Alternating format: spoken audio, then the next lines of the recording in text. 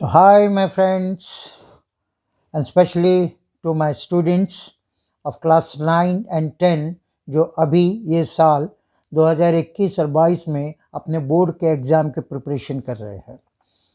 तो आप सभी को पता है कि जैक बोर्ड ने हर सब्जेक्ट के 5-5 सेट निकाले हैं, मॉडल सेट पेपर, और इस बार आपके एग्ज़ाम्स 2 चरणों में हो रहे हैं।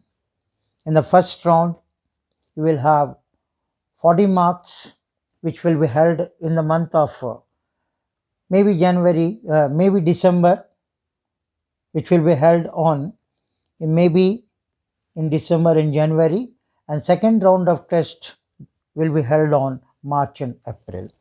So each round you will have 40 marks in each subject. So there will be 40 questions. All questions are MCQ questions. 4 options will be there. Out of that, 1 is the correct answer. You have to choose the correct answer. All the 40 you have to do, especially and there is no minus marks. So here alternately I'm just solving you all the papers of maths and science for both class 9 and 10. So let's have first. So let's have class 9th Mathematics CBSE Jack Board, a model set paper 1. So remember, timing for each subject will be 1.5 hours. Now here is your model set paper 1. You say, which of the following is a rational number? The options are 3, 10 root 3, pi, none of this. So obviously, this is not a rational number, this is not a rational number, and none of this means 3 is a rational number. So here the answer of first is A. So you have to circle in the OMR sheet in the column A.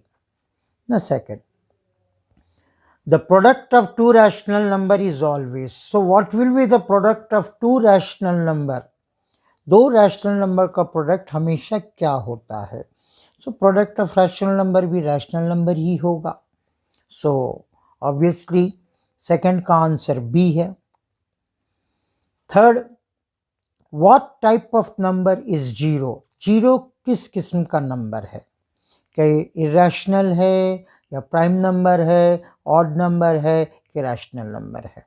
Obviously ये D is the correct answer. ये rational number है. Okay, now D rational number है. Every rational number is क्या है? Whole number है या natural number है या इरेशनल नंबर है कि रियल नंबर है? So every rational number is a real number. Real number he rational irrational में आते हैं, तो रियल नंबर के ही पार्ट्स है. So rational number is real number. So इसका आंसर डी है. Now 5. Which of the following is a rational number between 3 and 4? 3 और 4 के बीच में आने वाली संख्या क्या है? 2n, ये हो नहीं सकता. 10/3 अगर हम इसको डिवाइड करते 3.33 आ रहा है, जो 3 और 4 के बीच के ही आएगा, 3 point something. So B is the correct answer. ये हो नहीं सकता क्योंकि अगर हम 15 को 7 से डिवाइड करेंगे 2 पॉइंट समथिंग आएगा, ये भी 2 पॉइंट समथिंग आएगा, जो 3 से कम है. तो हमको 3 और 4 के बीच आने वाली संख्या B is the correct answer. Now if 64 to the power x equals to 8 है, तब x क्या होगा? तो कैसे होगा देखते हैं. हम लोग बनाते हैं इसको.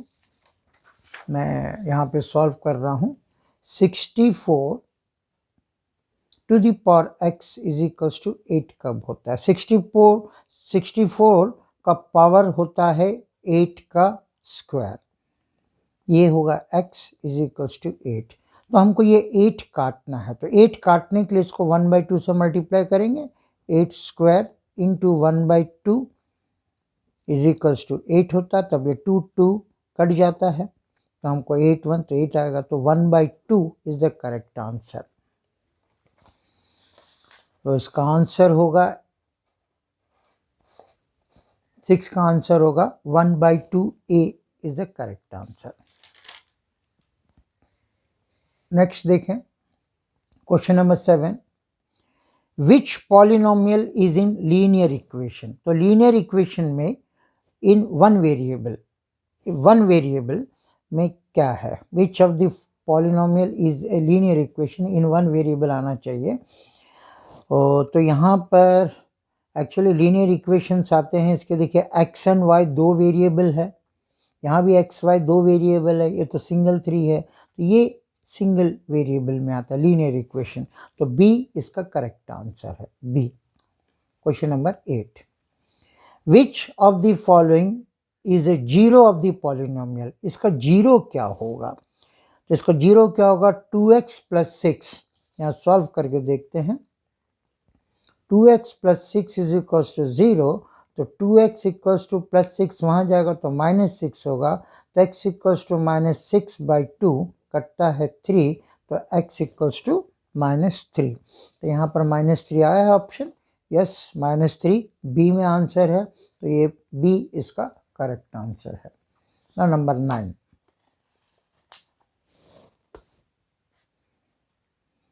the degree of the polynomial x to the power 4 plus 3x² minus 5 क्या है। तो देखिए पावर्स में जो सबसे ज़्यादा होता है वही सबसे इसका डिग्री होता है, तो इसका x to the power 4 बड़ा है 2 से, तो यहाँ पे 4 ऑप्शन दिया है डी, सो इसका आंसर है D 4। Okay, question number 10, if px का मान x - 1 है तो देन फाइंड आउट P0 का मान क्या होगा। तो P0 का मान लेने के लिए हम क्या करेंगे, यहाँ पे 0 बैठाएंगे, 0 - 1 तो -1 ही होगा, तो -1 यहाँ पे C का आंसर करेक्ट है, तो C इसका करेक्ट आंसर है -1। 11, coefficient of x² in the equation 2x³ - 5x² - x + 3। x² कौन सा, ये x² है, अगर x³ पूछता तो इसका देखते हैं, x² है तो हमको ये देखना है, तो इसके आगे जो नंबर है वही कोएफिशिएंट है, हमको साइन के साथ देखना, -5। लोग यहाँ पर 5 देख के सी को टिक करेंगे, बट -5 आंसर बी में है, तो -5 इज द करेक्ट आंसर।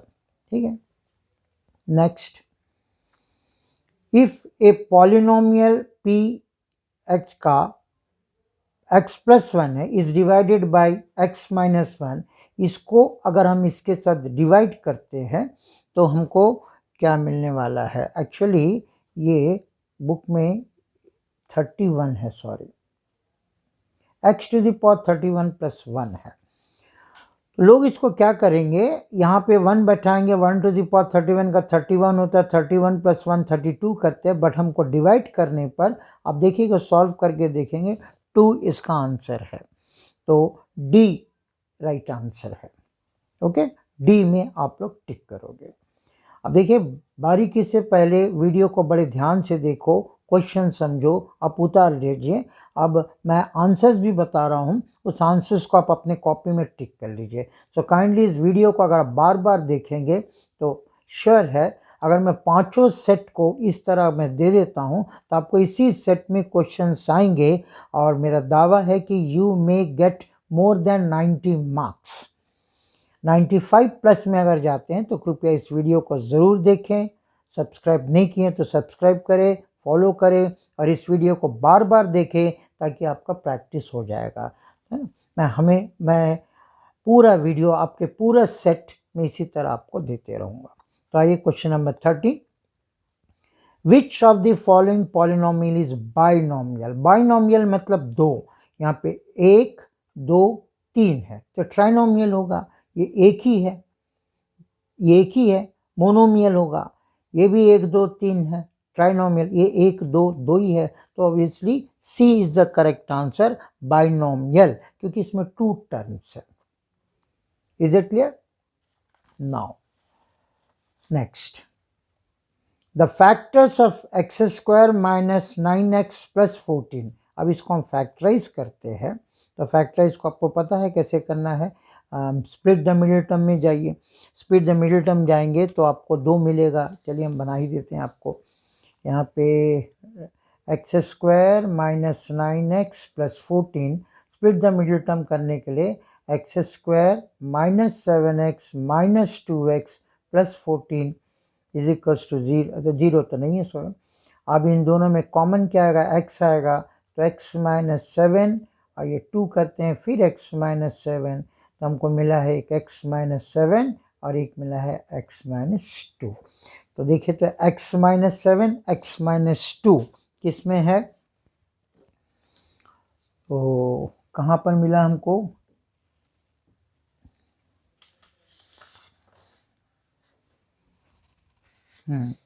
तो ये है x minus 7 x minus 2, B is the correct answer है। अब 15 से लेकर 20 तक का ग्राफ है। तो this is the graph, this is called x axis, this line is y axis. तो यहाँ पे देखिए सब सर्टन पॉइंट्स दिए हुए गए हैं। तब हमको इस ग्राफ को देखकर, पहले ग्राफ को तो अच्छी से तरह समझना होगा, इस ग्राफ को देखकर आपको ये आंसर्स देना है। तो सबसे पहला देखते हैं, in the given graph coordinate of point B के कोऑर्डिनेट क्या होंगे, बी के कोऑर्डिनेट क्या होंगे, बी कहाँ है, यहाँ है बी। तो हमेशा इस कोऑर्डिनेट को देखने के लिए पहले हमको x का वैल्यू देखना होगा, -5 है और ये 2 है, यानी -5 एंड 2, ये 2, ये जो पॉइंट है, ये पॉइंट कहाँ से आया, यहाँ से x एक्सिस का हम पहले वैल्यू लिखेंगे -5 और y एक्सिस के लिखेंगे 2। तो इसका आंसर होता है -5 एंड 2। तो कहाँ पर है -5 एंड 2, इसमें देखिए C में है -5 एंड 2, तो 15 का आंसर हुआ C। Now come to 16. Write a point, and up to 20 तक इसी ग्राफ पर बेस है। Write the point identified by the coordinates -3 and -5। -3 and -5 किस पॉइंट पर हम, यानी x का -3 y का -5, x का -3 और y का -5 इसमें आएगा। तो ये -3 और -5 ये क्या पॉइंट से सिम्बोलाइज्ड है, ई से है। तो आंसर क्या है, ई है। तो यहाँ पे क्या क्या ऑप्शंस दिया है, यहाँ ऑप्शंस दिया है H E B C, तो आंसर इसका ई है, बी इज द आंसर। इसका बी, जिस सर्कल को आप सर्कल करेंगे ब्लैक पेन से या ब्लैक पेंसिल से, ई इज का राइट आंसर, यानी बी इसका राइट आंसर है।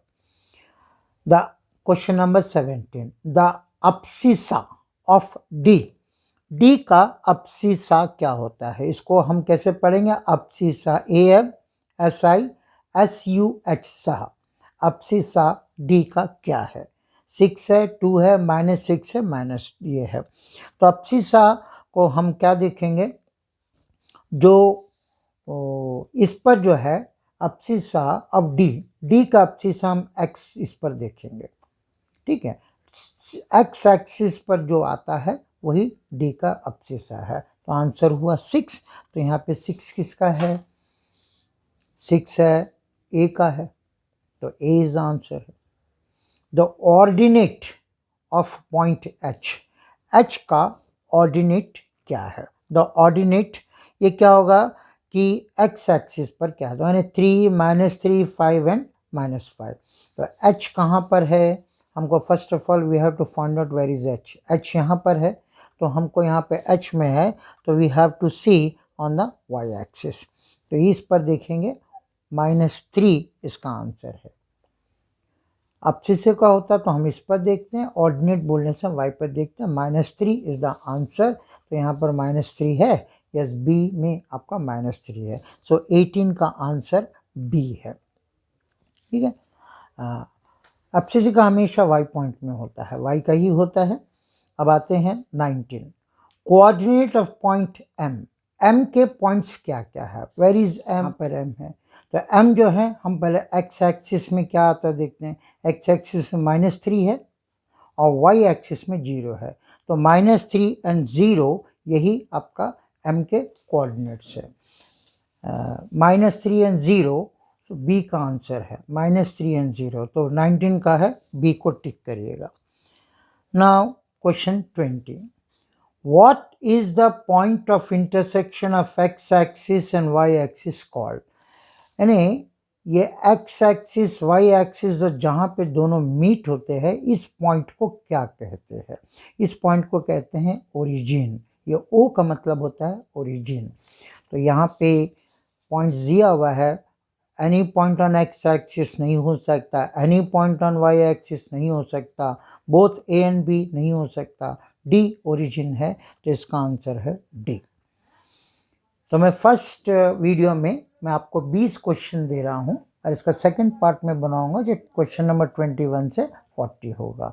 तो पहले इसको आप बहुत अच्छे से प्रैक्टिस करिए इस 20 सम को। Next video just I will explain you from question number 21 to 40 according to your JAC model paper for 2021 and 22. So practice these all the sets. I'm sure you will get more than 90 marks. So before that, you just please follow this, all the questions, pay attention, practice it, because practice will make you more perfect. So bye, we will see you in the next part of this video. There we will going to solve from question number 21 to 40. Till then, bye.